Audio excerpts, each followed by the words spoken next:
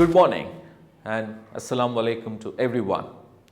It's our immense pleasure to share with you the series of strategies that we have been exploring through these wonderful addresses. So far, we looked at some of the problem solving skills and critical thinking aspects.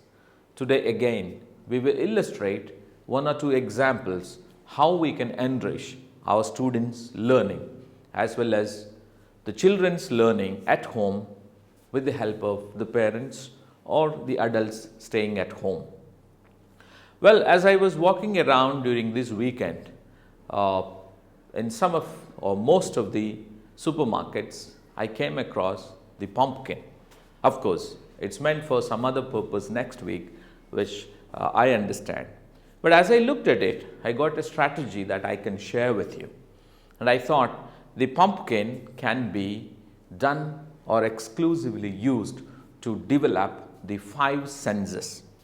Well, the activity that I propose might fit early years or the primary kids, but still, if you can empower it with your creativity, I am sure even the high grades will benefit it.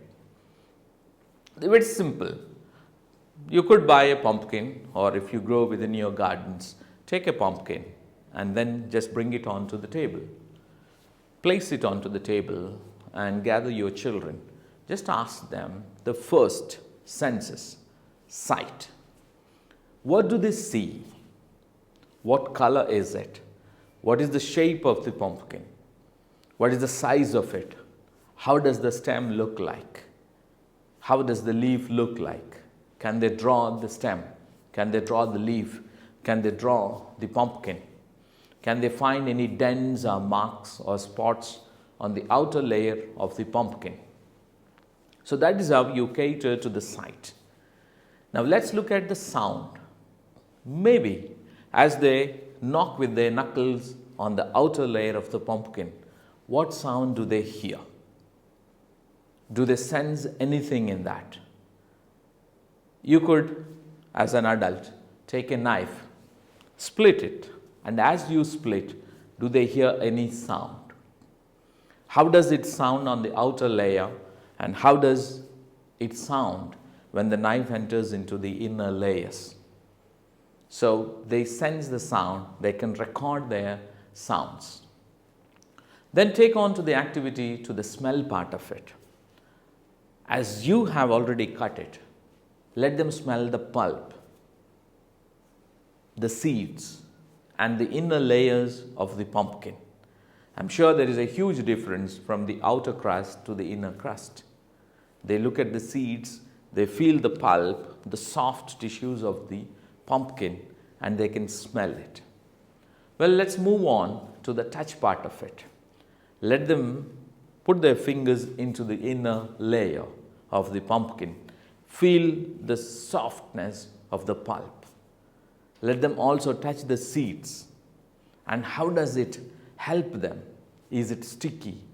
Or do they feel very comfortable to handle it? Some students will not feel comfortable to keep their hands into it. But I'm sure they have their own feelings and expressions. Watch their feelings and expressions as they touch and hold it. Finally, then comes the taste. You could make a smoothie with the juice. You could even cook a dessert, or maybe some of the South Indians use it as part of the regular curry or the sambar. Let them taste. You could even roast the seeds. Maybe some of you already have those roasted, salted seeds within your houses. So help them to give and taste it. See, it's a simple activity with a vegetable. However, children get the experiential learning out of it. But their experiential learning, when it is connected with the real life, the learning is concrete. So from an abstract of taste, color, smell, everything, they experience it and they remember it forever. Well, that might suit some of these primary grades. But I also would like to give you another example or a strategy for critical thinking. Now, most of our teachers use this particular strategy in the classroom.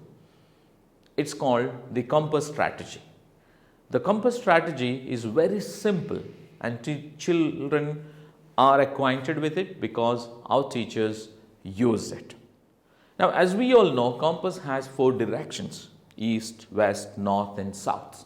So let's take any topic for that sake. Let's say this is Diwali, and as a family you would like to celebrate Diwali festival with your friends, your community and maybe your own colleagues, whoever.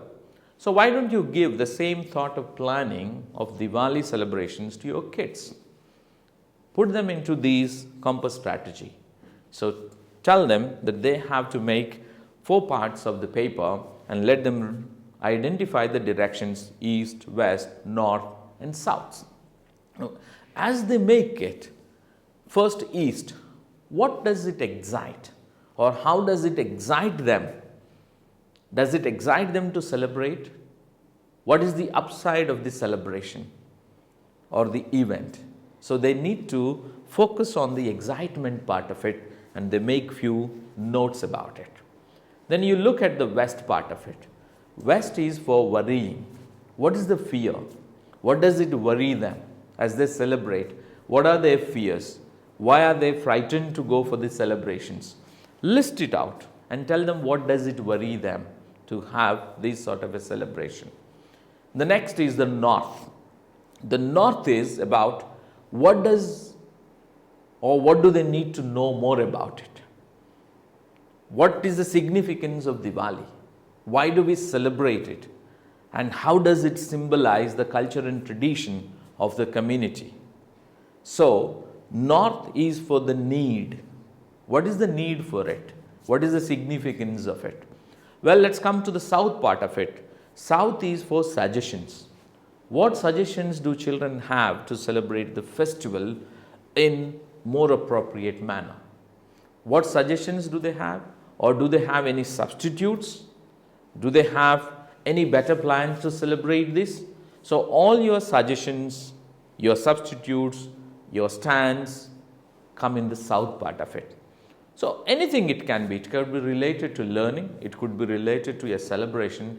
If we make our children think about it in these 4 ways, north, east, west and south, which is for what excites them, what worries them, what is the need or significance, and what are the suggestions and substitutes to celebrate. I'm sure children will come up with tangible ideas, and that is how we develop their thinking. These are the critical steps. These are the stepping stones to make them feel confident and be thinkers in life. So I'm sure parents, we can definitely develop these strategies at our homes and enrich the learning experiences of our students. We as a school are committed to develop thinking among our students, and I'm certain with your cooperation, we will achieve greater heights. Dear parents, students and teachers and the management members, let me wish you all a very happy Diwali. I'm certain that this Diwali will be brighter, and let the light shine on us and make us brighter. Let our homes be lit and let the darkness be dispelled from all our lives. Children, bring the light and spread the light. Share the light with everyone. Happy Deepavali. Thank you.